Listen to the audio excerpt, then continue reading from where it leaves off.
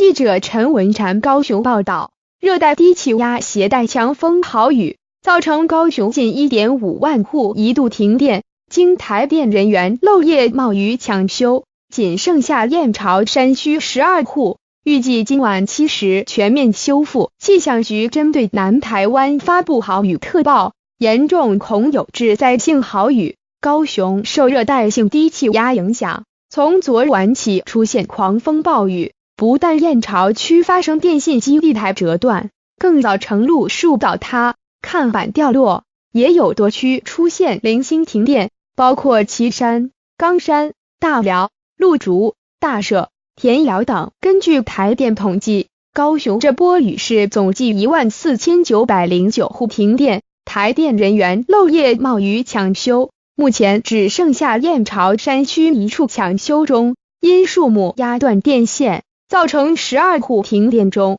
预计今晚7时修复完成。台电表示，由于风雨过大，出现路树倒塌、压到电线致跳电，甚至馈线跳脱等零星情况，派员冒雨漏夜抢修，大多迅速恢复供电，几乎已全面供电。